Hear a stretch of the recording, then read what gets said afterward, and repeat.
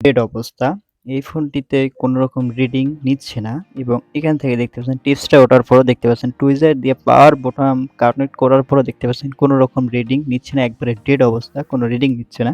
আমি কিন্তু মিটার দিয়ে পাওয়ার সাপ্লাই দিয়ে দুটাই দিয়ে চেক করছি এবং মিটার দিয়ে মেপে দেখছি পাওয়ার বাটনে কিন্তু আমাদের ভোল্টেজ পাচ্ছে, কিন্তু এখানে কোনো পাওয়ার সাপ্লাইতে কোনো রকম রিডিং আসতেছে না। দেখতে পাচ্ছেন আমি এখান থেকে পাওয়ার বাটনটা আবারও এখান থেকে দেখতে পাচ্ছেন পাওয়ার বাটনটা ক্লিন করে আবারও যখন এখানে ধরলাম দেখতে পাচ্ছেন কোনো রকম রিডিং নেই, কিন্তু ফোন কোনো শর্টও নাই। ঠিক আছে, এরকম সেট যদি হয় আপনার কোনো রকম পাওয়ার সাপ্লাইতে রিডিং নিচ্ছে না, তাহলে আপনি কিভাবে এটা প্রবলেমটি সলভ করবেন এই ডেড ফোনটি।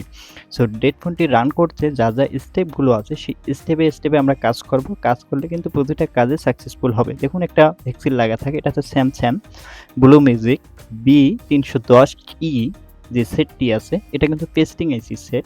সো অবশ্যই এখান থেকে আমাদের যে কাজগুলো করতে হবে, যেহেতু কোনো রকম রিডিং নাই, কোনো রকম সেন্স নাই পাওয়ার সাপ্লাইতে।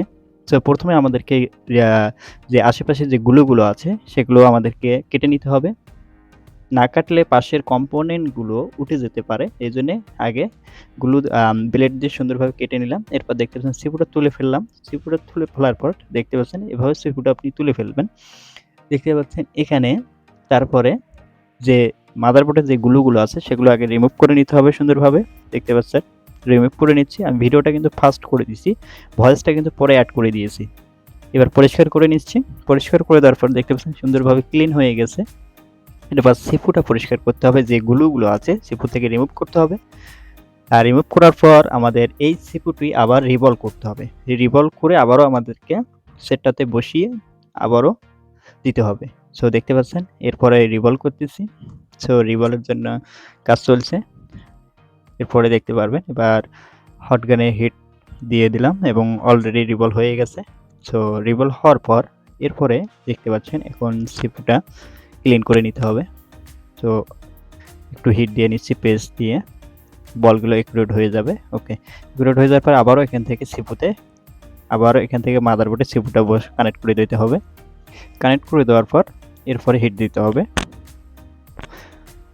যে হিটটা লাগে জাস্ট হিট দেওয়ার সময় একটু নড়াই দিয়ে দেখবো। আচ্ছা, নড়াই দিয়েছি অ্যান্ড জায়গা মতো বসে গেছে সিপুটি বসে যাওয়ার পরে এবার আমাদের পাওয়ার সাপ্লাই কানেক্ট করে আমরা দেখবো সেটি অন হয় কিনা। সো প্রথমে কিন্তু আমাদের কোনো রকম রিডিং ছিল না এবং কোনো রকম রিডিং নিচ্ছে না, এই জন্য কিন্তু আমরা সিপুটা রিভলভ করে আবার বসিয়ে দিয়েছি।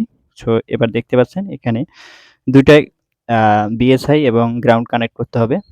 এরপর এখান থেকে আপনার পাওয়ার বাটন এবার দেখতে পাচ্ছেন টুইজার দিয়ে শর্ট করে দিচ্ছি। সো দেখতেই পাচ্ছেন আপনারা। সো এখন কিন্তু অন হচ্ছে না। সো এরপরে দেখতে পারবেন এবার। সো দেখতে পাচ্ছেন অন হয়ে গেছে। দেখুন প্রথমে কিন্তু কোনো রকম রিডিং নিচ্ছিল না, এখন কিন্তু সেটটা রান হয়ে গেছে। দেখতে পাচ্ছেন প্রতিটা কাজ যদি আপনি স্টেপ বাই স্টেপ করেন তাহলে প্রতিটা কাজে কিন্তু আপনার সাকসেসফুল হবে। এভাবে আপনি ডেড ফোনগুলো সলিউশন করতে পারেন। যেগুলো পাওয়ার সাপ্লাইতে কোনো রকম রিডিং আসে না, সেগুলো ফোন আপনি জাস্ট পেস্টিং আইসিটা রিভলভ করে যদি লাগাইতে পারেন তাহলে আপনার সেটটি রান হয়ে যাবে। এরকম ভিডিও পেতে অবশ্যই চ্যানেলটি সাবস্ক্রাইব করে পাশে বেল আইকনটি অবশ্যই বাজিয়ে দিবেন।